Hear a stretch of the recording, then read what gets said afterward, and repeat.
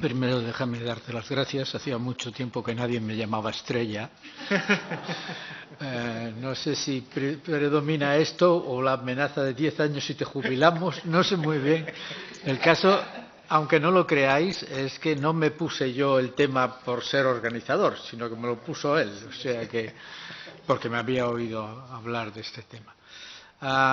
Le someto una reflexión. Es una simple reflexión en un tema que no es demasiado técnico, no tiene ni mucho menos la calidad técnica de la anterior exposición, ni tan solo de los anteriores, pero que responde a mi preocupación por cómo trasladamos a la Constitución el sistema federal. ¿Por qué? Porque lo han dicho muy bien los primeros ponentes.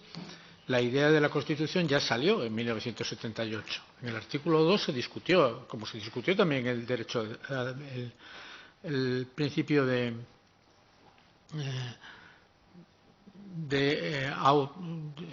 autonomía en el sentido más amplio de la palabra, ¿no? La característica principal de la Constitución española durante estos años es que no ha sido reformada. Porque las dos reformas que ha habido no merecen este nombre. Es decir, el del artículo 13 evidentemente es una sola palabra y en la del 135 tiene muchos inconvenientes, se hace muy forzada por la Unión Europea, se hace en el mes de agosto y deprisa y corriendo, es decir, no ha habido una auténtica reforma con la reflexión correspondiente que exige siempre una reforma constitucional.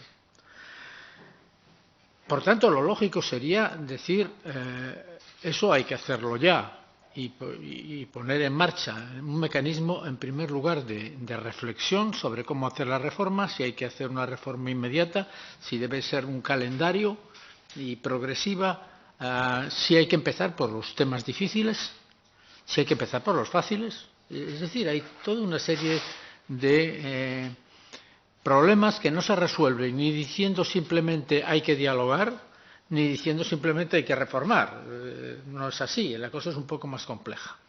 Y antes ha dicho, y más o menos es una idea que comparto, que se trata sobre todo de crear una opinión favorable, que se trata de cambiar un poco la relación de fuerzas en la opinión pública para ir hacia esto. Y en ese sentido, a mí me parece que a veces, más que una defensa, digamos, muy política de los asuntos, conviene hacer más atractivo el objetivo que se pretende lograr. No sé si esto sería o no el carácter de complejo que se podría dar al federalismo futuro en España. Casi cada sistema federal en el mundo tiene un carácter, una naturaleza, un apodo, ¿no? Cuando hablamos de Estados Unidos, a menudo recordamos el marcado carácter dual. La federación tiene sus competencias, los estados tienen las suyas y, aunque han cambiado las cosas en las últimas décadas, son dos niveles netamente separados, son dos poderes distintos. Y esa es la clave del federalismo americano, por supuesto. Cuando hablamos de Alemania, a menudo se dice el federalismo ejecutivo, porque realmente los Länder tienen una gran competencia sobre la ejecución de distintas competencias, sean suyas o sean de la federación. Cuando se habla de Suiza, se habla del federalismo coordinado. O el profesor Penthaler, refiriéndose a Austria, habló de federalismo cooperativo. En cambio, cooperativo normalmente se utiliza mucho más referido a Alemania, en el sentido de que después de la Segunda Guerra Mundial no se concibe una actuación separada de la Federación y de los Länder sino para los grandes problemas. Es decir, todos los grandes problemas tienen que ser en colaboración y si no es casi imposible. Nadie puede acabar de solucionarlo, ¿no? Bélgica o Canadá han popularizado la idea del federalismo asimétrico y parece que este sería el que más nos interesa porque es el más complicado y el que tenemos más presente últimamente con los partidos nacionalistas, ¿no? De hecho, Estos no son apodos, no son caprichos de calificar de una forma o de otra a un sistema federal. De hecho, lo que existe en cada caso es poner de relieve el motivo principal por el cual se emprendió una lucha en favor del federalismo. Por ejemplo, en Estados Unidos fue claramente la necesidad de superar las debilidades de la Confederación después de las guerras de las excolonias contra Gran Bretaña. En el caso de Canadá fue aceptar y organizar la francofonía al lado de todos los demás estados federados. En Suiza, superar las guerras de religión, que eran muy frecuentes en la primera parte del siglo XIX, entre los diferentes cantones. Incluso dando un salto histórico y geográfico, en la India es construir el Estado mismo, que se ha rehecho como Estado moderno sobre la base federal. La pregunta sería, ¿cuál es el carácter principal en España? ¿Por qué? ¿Por qué optamos nosotros por el federalismo? ¿Por qué optamos por la autonomía o por el federalismo que no llegó a tal y se quedó en autonomía?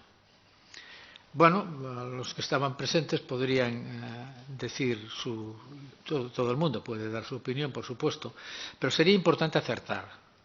Sería importante acertar porque si no, a veces tienes la sensación de que hablas de federalismo y no sabes muy bien si conectas o no, si la gente te entiende o no, si hay alguna razón que realmente valga la pena para hacer el cambio, o como decía con un poco de pesimismo Sartorius al final, Virgencita, ¿cómo es? Virgencita, que quiero seguir igual. En Barcelona no se dice otras cosas más fuertes. Yo creo que viendo la experiencia de estos 40 años, fíjense, dicho muy deprisa porque no me puedo detener,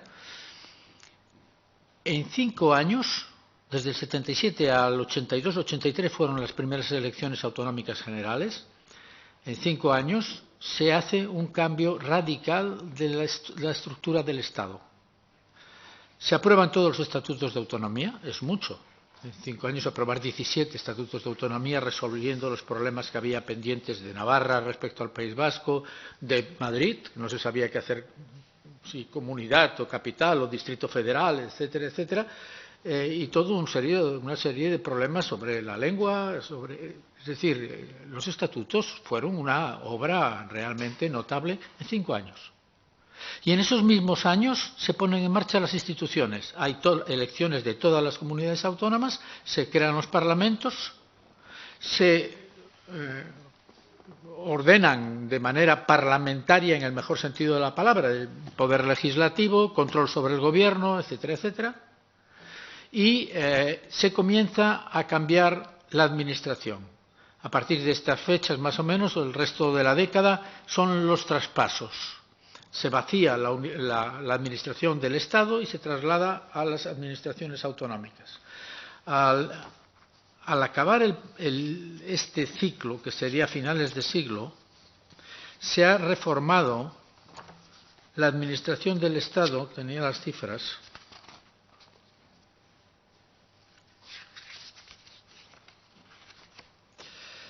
pasando la administración del Estado al 24%. 24,4%.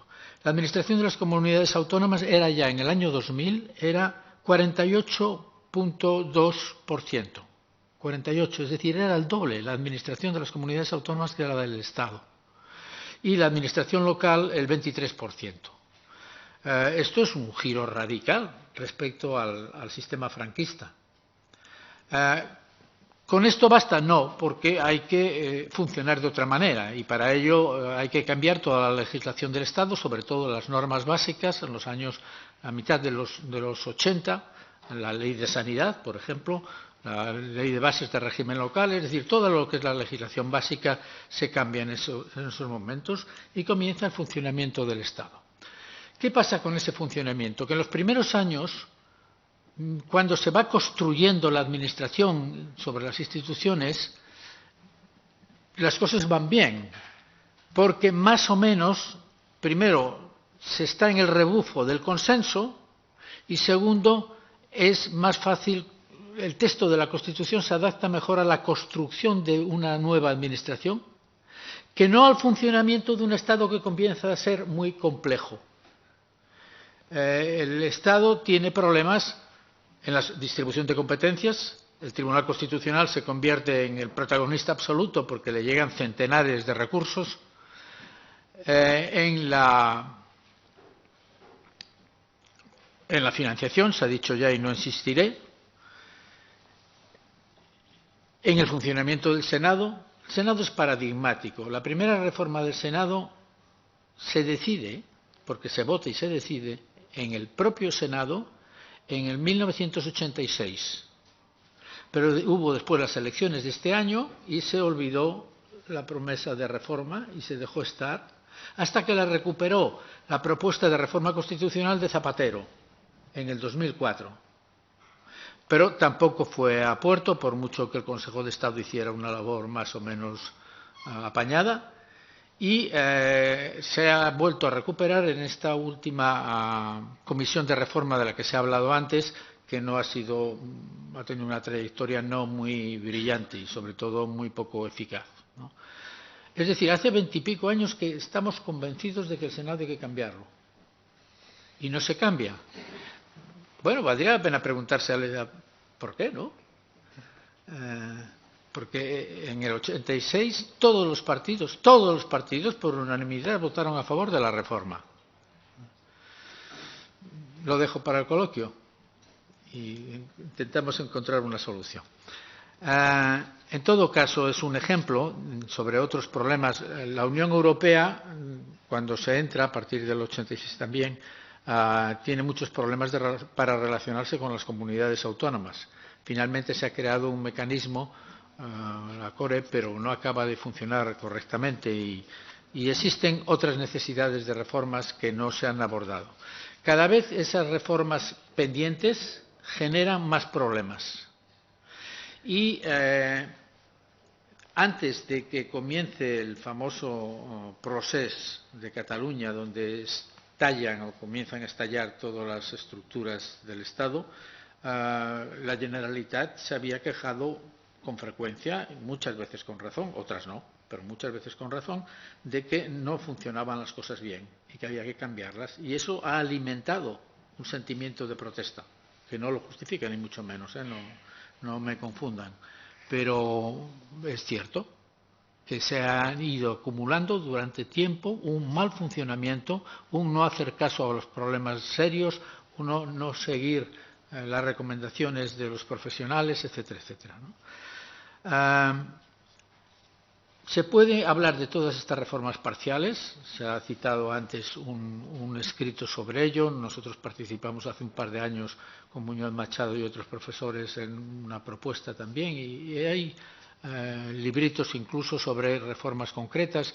Es decir, hay material más que de sobra. Sobre reformas sectoriales, competencias, etcétera. Pero hay un problema que es mucho más complicado y es la reforma del principio federal mismo, o del principio básico, del principio de constitucionalidad, como le quieran llamar, que es lo que se ha puesto ahora en primer plano y es lo que ha sido cuestionado por el proceso.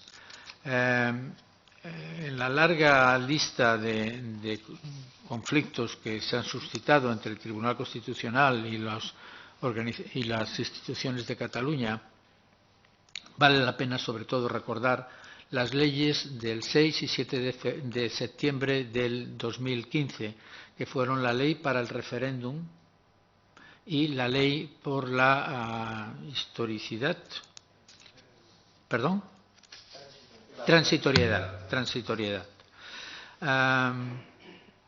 En las dos se cuestionaba directamente la Constitución y se decía si el referéndum, evidentemente sin ninguna base constitucional, si el referéndum gana el sí a la independencia, al cabo de unos pocos días se deberá proclamar la propia independencia, etcétera. Es decir, se sustituía directamente el sistema político existente por uno distinto, sin ninguna base constitucional, con absoluta ilegalidad, digamos, ¿no? Lo mismo sucedía en otros puntos y finalmente en la propia proclamación de la República, que se hizo, aunque duró unos minutos escasos, ¿no? Pero se llegó a plantear y evidentemente ellos son desafíos fortísimos. La cuestión es, si esto se ha producido una vez, ¿qué impide que se vuelva a producir? De hecho, algunos de los procesados lo han anunciado, volveremos a realizarlo.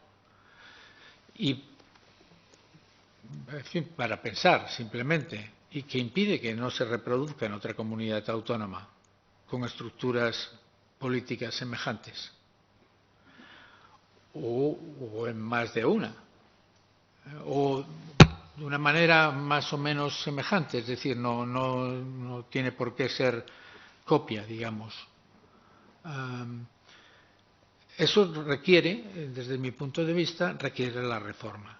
Por eso sí vale la pena afrontar los problemas que hay, enfrentar los problemas y buscar las soluciones concretas. ¿Cuál es el motivo que puede justificar la conversión de España en un sistema federal? Que el federalismo implica, por definición, confianza mutua, implica lealtad. Y en estos momentos lo que más falta es eso, es confianza y lealtad. Son las grandes ausentes. Y si yo tuviera que defender por qué en este año se va a hacer la reforma constitucional, plantearía este tema. Porque el mercado necesita confianza, porque los ciudadanos necesitan previsibilidad, porque se necesita lealtad y una institución de un land no va jamás a un Estado extranjero criticando a sus propios gobernantes. Eso es un disparate absoluto y que impide además un mayor desarrollo de las relaciones. ¿Cuál es el tema para abordar realmente lo que está pasando? Esencialmente sería tratar el lugar que corresponde a las nacionalidades y regiones en el sistema. Como ustedes saben, en el artículo 2 de la Constitución se refiere a España como nación y nacionalidades y regiones, y en el preámbulo, un poco antes, se refiere a pueblos de España. Por un momento, fíjense en pueblos que podría sustituir, pueblos, naciones, el pueblo francés, la nación francesa, no hay grandes diferencias. Es decir, políticamente pueden jugar una función muy semejante.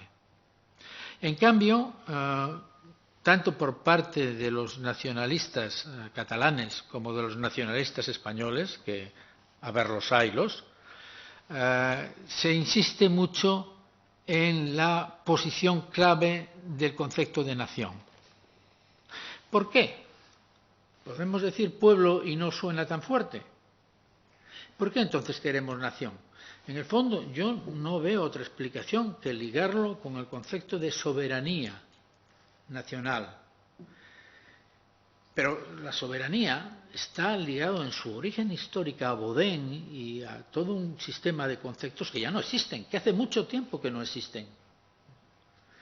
De tal manera que estamos haciendo una batalla ideológica muy fuerte, muy dura, sobre,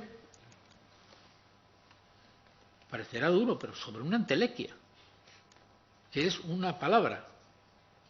Ya sé que las palabras son mucho más que palabras, y implican sentimientos, implican posicionamientos, implican muchas decisiones. Pero, como mínimo, para relativizar un poco. ¿Qué salidas se le pueden encontrar? Hay una clásica, quiero decir que planteó ya hace mucho tiempo Jordi Soletura, que era el concepto de nación de naciones. Supongo que es lo que querías decir antes, que mejor no tocarlo. Pero nación de naciones implica que España es una nación, por tanto reconocimiento por parte de los nacionalistas de que España es una nación y no solo un Estado, y al mismo tiempo por parte de los demás respecto a los nacionalismos o catalán o vasco o etcétera. ¿Por qué no? Es decir, si se miran los manuales, más bien de sociología que de derecho, sobre el concepto de nación, se encuentra que generalmente parte de una lengua, de unas tradiciones históricas, etcétera, etcétera, y sobre todo de una voluntad política. Esa, en definitiva, la razón principal. Esas pueden existir, sobre todo desde el punto de vista nacionalista, de quienes se proclaman como tal, en Cataluña en la actualidad, o en el País Vasco, o en otras. Hay una segunda solución, una segunda alternativa, una segunda variante, que es, yo creo que predominante, en su momento lo estudié y lo he de repasar, pero yo diría que claramente predominante en los sistemas europeos federales o descentralizados, que es no hablar en la Constitución Federal de Nación. Establecer, por ejemplo, alguien lo decía antes, los miembros que componen el Estado, y dejar la definición de lo que se sienta cada uno, región, nación o nacionalidad o lo que sea, a los estatutos de autonomía o, en su caso, a una constitución federada, si se opta por un sistema federal. De manera que no haya choque directo, sino que se evite el problema diciendo Baviera se proclama nación desde hace más de 1000 años, el Estado libre de Baviera. No pasa nada. No significa un problema especial. Más o menos creo que se entiende, se puede evidentemente matizar mucho, pero la cuestión está en cuál es el fundamento del nuevo sistema reformado. No ciertamente el que ha utilizado, la fundamentación que ha utilizado el movimiento nacionalista en Cataluña. El principio de autodeterminación no se puede aplicar a Europa, a ningún Estado europeo y tampoco a España, porque está previsto para naciones que han sido antes colonias o que son claramente dictaduras. Por mucho que se exagere, eso no puede. De ahí deriva el derecho a decidir. ¿Qué es el derecho a decidir? La verdad es que nadie lo sabe muy bien. Los artículos que se han publicado, etcétera, son propuestas todo. La sentencia del Tribunal Supremo dice claramente que no existe en ningún país tal derecho a decidir y es simplemente un ayornamiento o una mejora de imagen del principio de autodeterminación.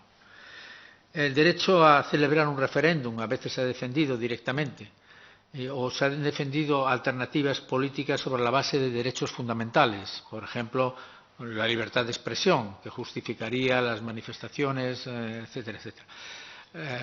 Los derechos son derechos y no pueden ser la base única de instituciones y, a su vez, las instituciones funcionan de acuerdo con lo que establece la propia Constitución.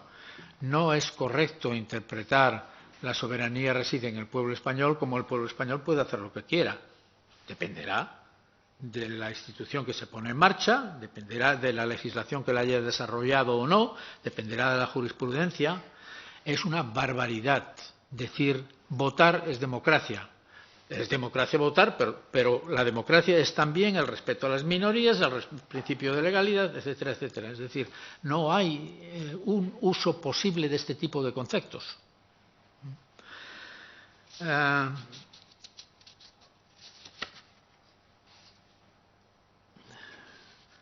Las reacciones del Estado. Bueno, se ha criticado mucho la poca agilidad política del gobierno Rajoy. La situación no, y por tanto no insistiré porque las críticas son bien conocidas, pero no era una situación fácil y no es una situación fácil. Y no lo es tampoco desde el punto de vista del Código Penal, a lo que ha recurrido fundamentalmente el Gobierno, porque no sé cómo, es difícil de trasladarles, pero es muy doloroso ver que hay unas cuantas personas, una docena de personas, líderes políticos indiscutidos, que llevan 2 años en la prisión. Sabemos perfectamente por qué están y se puede discutir si es más o menos justo, pero se entiende que haya una reacción sentimental, una reacción de solidaridad, si quieren decirlo. Y lo mismo sucede, digamos, con las sentencias. Mientras esta sea la dinámica que predomina, la solución es dificilísima, porque va por delante el malestar de una parte muy importante de la población y porque, bueno, es un movimiento, el nacionalismo reciente de Cataluña es un movimiento muy popular, muy arraigado. Es decir, no llegará a las mayorías que son imprescindibles para proclamar una independencia,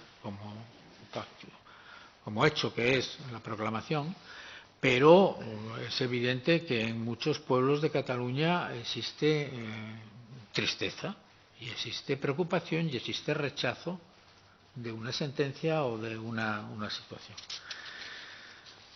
¿Cuál sería la solución?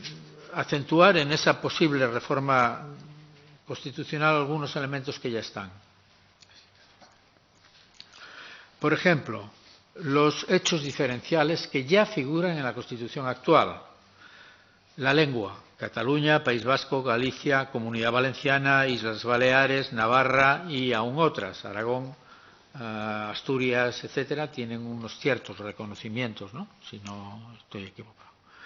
El derecho civil foral o especial: Cataluña, Navarra, etcétera, etcétera. Las islas: cabildos en Canarias, consejos, territorios históricos en el País Vasco, financiación especial, concierto, convenio. Todo esto son instituciones, algunas importantísimas. ¿Quién duda que el sistema de financiación del País Vasco es un elemento francamente importante? O la lengua, desde un punto de vista muy diferente, que va ligada a la cultura, que va ligada a la integración personal en la sociedad, que va ligada a muchísimas cosas. En todas estas características, con más o menos fuerza, existe, digamos, una parte importante de la población respectiva, la mitad, una cuarta parte, un tercio, pero pues es mucho, que se integra en el sistema constitucional más bien a través de estos elementos que no directamente de un sentimiento genérico español. Pero en la propia sociedad autonómica existe una minoría en contra, de tal manera que ello requiere, y esto ya se ha puesto de relieve afortunadamente con claridad en los últimos tiempos, está el diálogo interno en cada comunidad autónoma entre minoría y mayoría, y dependiendo, porque en cada comunidad son proporciones distintas, y el diálogo comunidad autónoma-Estado, que requiere otros mecanismos. Por ejemplo, en la sanidad, a pesar de todo, existe una conferencia territorial de salud que funciona razonablemente bien para coordinar, etcétera. Bueno, se pueden discutir cosas, pero no espere que en este país funcione todo bien. Es imposible. Pero en cambio, eso tiene poca repercusión sobre la relación del ciudadano con la comunidad autónoma, porque el ciudadano no participa directamente, es digamos un órgano de órganos. Y en cambio, alguno de estos elementos podría probablemente evitar ser causa de enfrentamientos si se hiciera mediante comisiones bilaterales. Yo no creo que el federalismo se pueda basar en el bilateralismo. Creo, por el contrario, que debe funcionar como regla general sobre conferencias que engloben a todas las comunidades autónomas, que engloben a todos, como regla general. Pero eso no quiere decir que un problema que solo afecta a una comunidad autónoma no pueda ser tratado bilateralmente con el Estado por esa comunidad autónoma. Se trata de adecuar un poco más los mecanismos a lo existente. ¿Cuál es el principal? Y ahí termino. El principal elemento, cada uno tiene sus opiniones porque son, incluso me siento un poco molesto, no sé, incómodo explicando estas cuestiones que son demasiado psicológicas y yo prefiero la norma abstracta, es mucho más fácil de tratar. Pero seguramente si razonamos con una cerveza delante pero ¿cuál es realmente la base del nacionalista, de los partidos nacionalistas en esta comunidad autónoma o en la de al lado, etcétera, etcétera? ¿Cuál es la explicación? Las comunidades históricas, no es verdad, todas las comunidades autónomas tienen historia, no hay comunidades históricas. Pero sí podríamos decir el deseo de autogobierno. Deseo de autogobierno que lleva, por ejemplo, a Cataluña, a que en 1980, inmediatamente aprobado el Estatuto, asumió la competencia sobre prisiones, que no lo ha asumido ninguna otra comunidad autónoma jamás, porque es un paquete, porque es un problema asumirlo. Y en cambio, en Cataluña se hizo. ¿Por qué? Por afán de gobierno, por afán de autogobierno. ¿Cuál sería la comunidad equivalente a Cataluña en esto? Bueno, tan afán de gobierno que quiere la independencia, claro. No me extiendo más. ¿Cuál sería el equivalente? ¿El País Vasco? Bueno, es posible. Han visto y sigan con atención la redacción que se propone para la reforma del Estatuto, que es para estudiarlo con seriedad. ¿Quién más? Galicia. ¿Galicia por qué? Bueno, en el fondo se hace por aquello de que fueron las tres que en la Segunda República realizaron referéndum, pero no es verdad, porque Galicia no llegó a hacerlo. Es un mito, de alguna manera. Pero en cambio, piensen por un momento si no tiene un grado equivalente de deseo de autogobierno Canarias. Canarias ha estado gobernada por un partido canarista durante 3 legislaturas, hasta hace bien poco. Navarra es la comunidad autónoma con más problemas desde el punto de vista político, probablemente. Andalucía convirtió en credo el primer referéndum por acceder al máximo nivel de autogobierno y no ha bajado del pedestal. Y siguió la reforma del Estatuto de Cataluña del 2006 y además con la suerte de que no le suspendieron artículos que suspendieron en el texto catalán. En fin, la voluntad nacionalista con comillas, porque es un poco particular de Andalucía, está fuera de lugar. Pero incluso Cantabria tiene un partido regionalista y un presidente bien notorio que es el líder de ese partido. Extremadura, Asturias tiene varios partidos. Bueno, es muy interesante la sugerencia de poner en la lista de los partidos. Efectivamente están hablando de 19. No sé si son tantos, quizás un poco menos, pero más de la docena seguro. Y piense, como alguien ya ha dicho, que alguno de estos, poco poblado, quiere reivindicar que él también existe y la avalancha que se puede producir. Incluso por el otro lado, de las que tienen demasiado y no quieren tanto poder, estaría La Rioja y Castilla-La Mancha, como mínimo, que hayan reformado instituciones debilitándolas o reduciendo el número de parlamentarios, etcétera, ¿no? Bueno, ¿cómo se puede abordar todo eso? Yo diría que estirando y construyendo el concepto de federalismo complejo. Es decir, en lo básico ha de responder a las condiciones del federalismo de toda la vida, que es 2 niveles de autogobierno, 2 niveles de autogobierno. Y si además es social, estupendo, y si es de derechas también, porque el federalismo es algo que no es de izquierdas ni de derechas, es algo transversal, que es esos 2 niveles de gobierno, los estados y la federación. Y los mecanismos que a continuación son necesarios para la valoración. La cuestión es por dónde empezar. Y como no tenemos ni gobierno, no estoy muy seguro que eso sea una tarea para pronto, pero quizás ir pensando por si algún día puede ser útil. Muchas gracias.